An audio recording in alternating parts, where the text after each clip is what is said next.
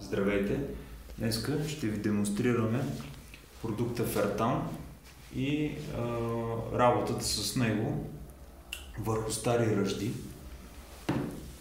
Основното нещо за да подейства Фертана добре е предварителната подготовка на метала. Тук имаме стара ръжда, по която има петна от нанасения, които са или на силиконова, или на основа боя.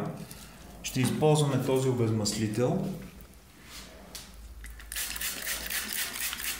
Първото и най-важно нещо е повърхността да се премахнат всички водонеразтворими елементи, където е възможно с обезмаслител. Ако това нещо не може да бъде махнато с обезмаслител, трябва да бъдат механично отстранени.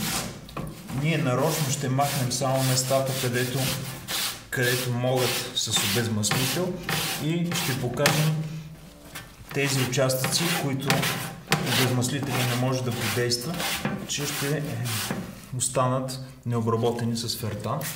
Така, отбиваме, слагаме обезмаслител.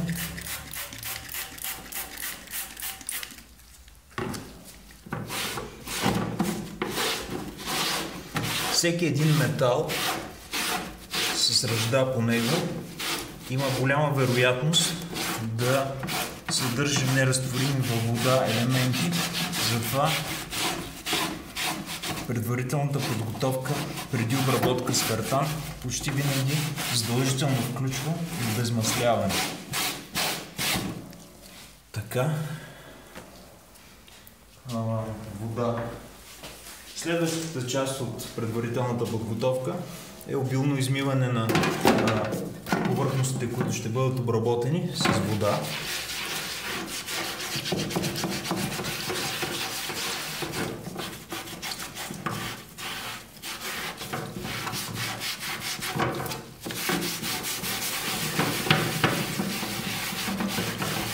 Фертан е на водна основа и за да подейства, той трябва да контактува с повърхност, по която няма мазни отлагания или силиконови такива. Много често в стария метал, в дълбочина, имаме остатъчни силиконови сегменти от боя или от мазни петна. Така измития метал е готов за обработка с фертан. Така. Преди да бъде обработен този метал с фертан, не е необходимо той да бъде подсушаван. Вземаме, тук сме поставили предварително фертан, който хубаво опаковката да бъде разклатена предварително, за да може да се създаде хомогенна течност. За да подейства добре фертан, е необходимо температурата, при която се случва това, да е около 20 градуса, като минимума за температура на обработка на метала е 5 градуса, понеже казах, че е на водна основа и ако продукта замръзне, той няма да подейства.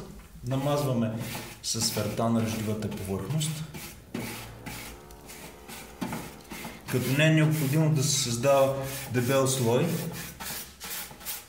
тъй като за да подейства фертана, той има нужда от кислород, който получава от външната среда, и за да реагира добре с ръждата от метала е необходимо този кислород да въздейства и с метала. Така, обработваме с фертан. Хубаво всички елементи.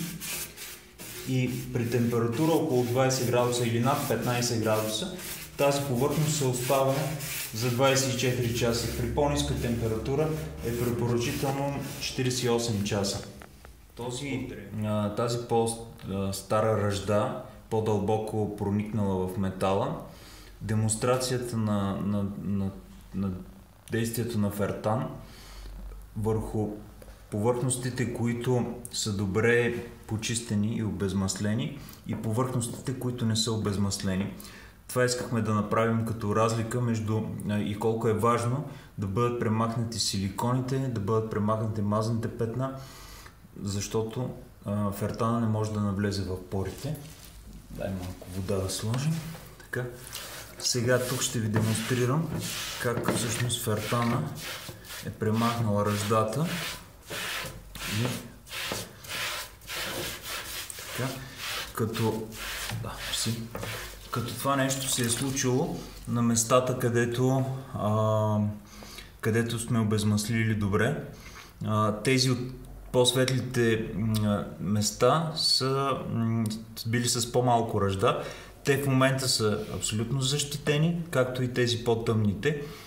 Този метал е готов за обработка с грунт, с вакса или с боя и така необработен, само с фертан може да остане между 6 месеца и 1 година и да последва чак тогава обработката. Благодаря.